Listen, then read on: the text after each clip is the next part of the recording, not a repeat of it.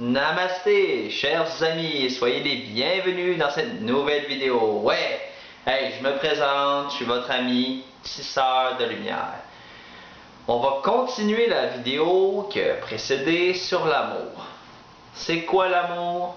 Pour moi, l'amour, c'est le ciment qui maintient l'univers en place.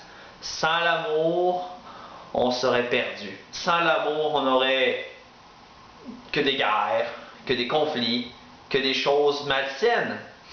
Alors, pourquoi il y en a? À cause du mauvais usage de l'amour. Toute émotion est issue de l'amour qui vient d'en haut ou d'en bas, peu importe du point de vue qu'on veut le mettre. L'amour est une force universelle qui coule à travers nous et dans tout ce qu'on appelle l'univers. Grâce à l'amour, on peut facilement vivre en harmonie, on peut facilement vivre dans une paix intérieure et enfin c'est la grande vérité, la vérité de tout. Si on laissait l'amour s'exprimer au-delà de la rigidité, des conditions et de la peur qu'on a face à elle, on serait tellement plus libre, on aurait tellement plus de joie. Pour moi, l'amour, c'est carrément la planche qui va nous monter dans les airs et va nous permettre enfin de sortir de ce qu'on appelle la haine, la jalousie, la colère et la peur.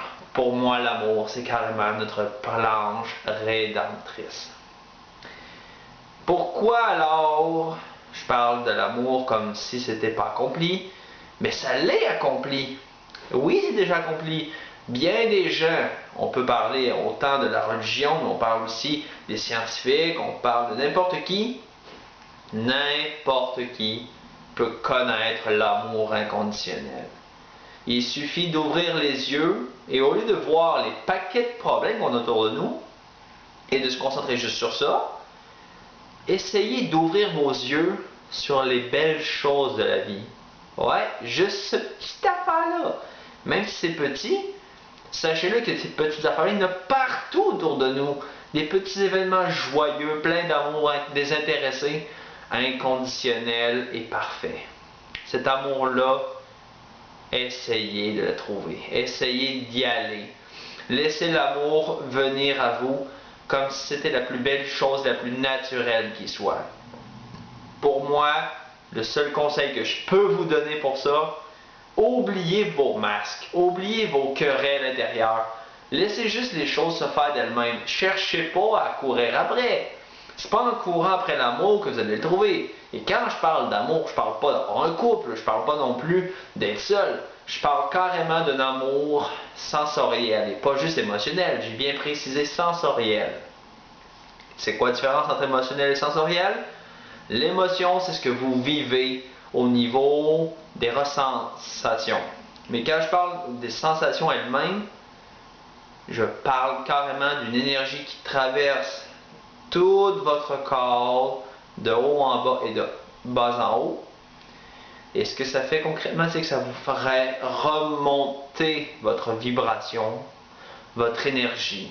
Les émotions elles-mêmes, ce sont des manifestations des énergies. Mais quand vous accédez à une énergie plus grande, les émotions sont indescriptibles. On est capable de catégoriser les émotions, mais pas celles-là. Oh, oh, oh. Par contre, ça se peut très bien qu'un jour on soit capable, mais on n'est pas rendu là. Donc, pour moi, l'amour, je vous propose vraiment d'accéder à cet amour-là en simplement la laisser venir à vous. Courez pas après, faites de la méditation si vous voulez, du yoga, et de la magie si vous voulez, quoique je précise que ça peut être un petit peu délicat. Je connais pas de sortilège qui permet vraiment d'amener de l'amour dans la vie aussi bien que la méditation. Mais je suis pas le meilleur dans la magie qui soit sûrement. Il y en a sûrement des meilleurs que moi, fait qu'à vous de voir la chose. Mais le meilleur conseil que je peux vous donner, laissez-vous bercer par le courant. Laissez-la traverser votre véhicule physique et votre esprit et l'amour viendra à vous. C'est à coup sûr. Ensuite, l'amour, est-ce qu'on peut la trouver? Je veux dire, est-ce qu'on peut la trouver concrètement en l'achetant, en la donnant à quelqu'un, en s'attendant à quelque chose? Est-ce que certaines fêtes favorisent vraiment l'amour, comme on parle de la Saint-Valentin par exemple, le plus connu de tous sur ce domaine? Je ne veux pas critiquer personne, mais c'est pas en achetant un chocolat ou en achetant un cadeau à quelqu'un que vous déclarez officiellement l'amour que vous lui portez. C'est un symbole, c'est tout. Mais le symbole n'est pas votre intention. Tu sais, vous connaissez la fameuse expression, c'est l'intention qui compte? Mais là, ça prend tout son sens. Oh, que ça prend tout son sens. Vérifiez vos intentions. Vérifiez toujours vos intentions. Est-ce que votre intention est carrément d'acheter la personne ou votre intention est simplement de donner? Vraiment donner purement. Est-ce que vous voulez donner de l'amour tout simplement ou vous vous attendez d'en recevoir? Ça peut être un merci, ça peut être un autre remerciement, aussi plus gros. Est-ce que vous vous attendez à ça?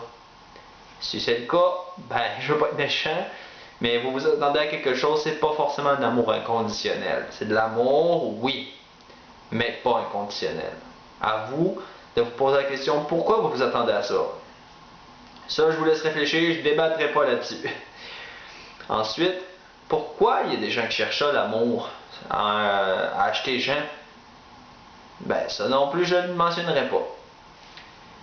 Pourquoi la Saint-Valentin serait une fête d'amour alors qu'on encourage à acheter des cadeaux, à acheter du chocolat et ces petites affaires habituelles? Ben, à l'origine, c'était certainement pas ça le but. Comme beaucoup de fêtes de nos jours qui ont été extrêmement commercialisées, on a essentiellement perdu l'esprit de la fête, le véritable esprit. Je connais pas le véritable esprit de la Saint-Valentin et j'ai pas fait de recherche, je le mentionne. Mais je peux vous dire une chose, c'est certainement pas acheter des fleurs rouges et des chocolats pour les donner à une femme ou à un homme, tout dépend qui vous êtes, à votre proche. C'est pas ça la vraie fête. Pour moi, la Saint-Valentin, ça représente beaucoup plus que ça. C'est un moment de partage et de donner tout simplement. On s'attend à rien.